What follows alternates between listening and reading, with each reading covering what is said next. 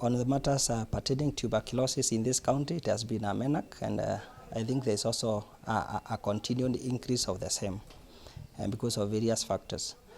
We conducted a prevalence survey sometimes back in, I think in 2015, 2016, where we were told we are missing like 40% of our cases, and the National TB program advised us to move from the passive screening for tuberculosis to active TB case finding, where we prompt patients if they have certain questions.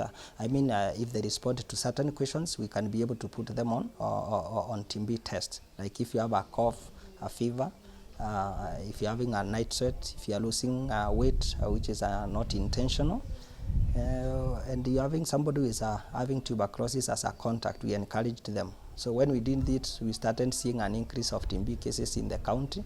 I remember we moved reporting from 1,000 to almost 1,500 in the year 2018 when we implemented this. Nilikuja hapa kutimbiwa kifua kikuu mwezi wa 2015. Na ndio maana nikaambiwa nikatorokea ndawa.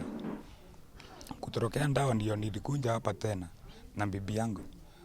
Bibi nikaambiwa nitaanzia ndawa hapo. Ndio maana nilianzia ndawa hapo. Ndio nikaambiwa nitadungwa sindano. Sindano nimedungwa miezi miwili. Daily na nilikuwa nakuja hapa na transport yangu ndio nilikuwa najishughulikia. Hospitali ya Kirinyaga wametusaidia sana.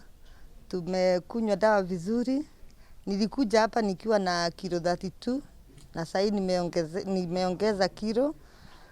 Hii hospitali ya Kirinyaga ni hospitali mzuri na wanatibu watu vizuri na wanapona.